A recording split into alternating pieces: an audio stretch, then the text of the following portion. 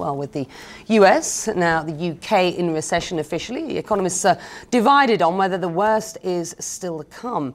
Labour economist Peter Marisi from the University of Maryland believes the US is already in the jaws of depression. We're going to go live to Washington, where Peter joins us to explain why. That is not a word that either policymakers nor the man on the street wants to hear. So why on earth do you believe that it's not just a recession out there, but a depression that we're in? Well, a recession is self-correcting. After a period of 2-3 quarters, the economy turns around again. There are fundamental structural problems in the U.S. economy that, unless fixed, the unemployment rate will continue to rise and the economy will continue to tumble down. Now, a stimulus package will help, and I praise President Obama for reaching out to Republicans and trying to come up with a compromise. But once its effects wear off, the economy will sink back. Yeah, OK. I mean, there's many people, though, out there who are going to say, listen, the economy would have to get at least 10 times worse than this in order for us to consider it a depression. And when we think back to the 1930s, and that is the big D word, of course, we remember that era, we're talking about 25% unemployment, people with no homes, no jobs, and no food on the table. I mean, we're not close to that, are we, at this point? Come on. Oh, no, we're not. But on the other hand, we're not in a typical post-war recession where after a couple of quarters we bounce back. Also, we got to 25% unemployment after 4 years. This thing is 13 months old. But I would point out to you, in the 13th month, we're starting to see very troublesome numbers. Unemployment claims are reaching new highs. Housing starts have fallen woefully to levels we've never seen since the data has been collected. So things aren't getting better. They're getting progressively worse. And there are reasons for that. We have a terrible trade deficit, dependence on foreign oil, misbalanced trade with China, and the banks aren't fixing. All right.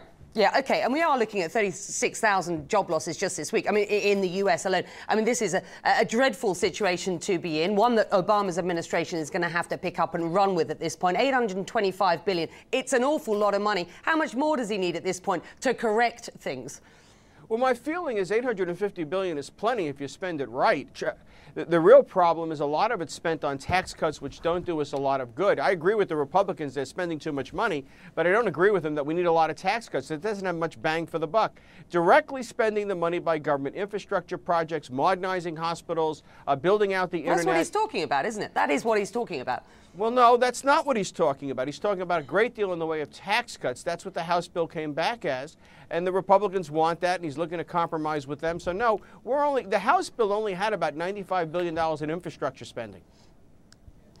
Let's talk about the words that we're using here, because at the end of the day, this is a question of semantics, or is it more than that? I mean, we could be facing a deep recession. When we get to sort of words like a depression or Great Depression, it scares the life out of people. So let's be serious here. Is it just a question of semantics, or seriously, are we talking much, much worse weeks, months and years to come? And certainly in the UK here today, the Chancellor of the Exchequer and the Finance Minister suggesting that it could be 2 years until we get out of this recession. Well, that tells you something then, doesn't it? What I'm saying is if we don't take fundamental corrective steps in the United States in how we manage our economy, the stimulus package will come, employment will grow a bit, and then the economy will slump back. That's what happened during the Depression.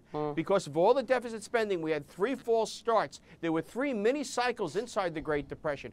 I'm not saying we're going to have breadlines. This is a very different society. We're much richer. We're organized differently than we were 80 years ago.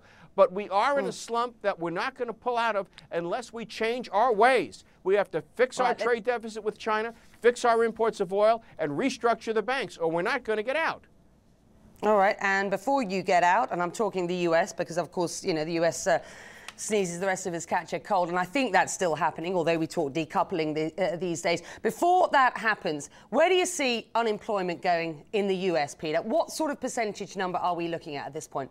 Well, this year we're looking at getting up to around 9% in terms of this, as it's traditionally calculated, but if we factor in people who are only working part-time that would say they want to work full-time and discourage workers that have left the labor force, well, that number right now is at about 14.5, and that'll go up to about 20.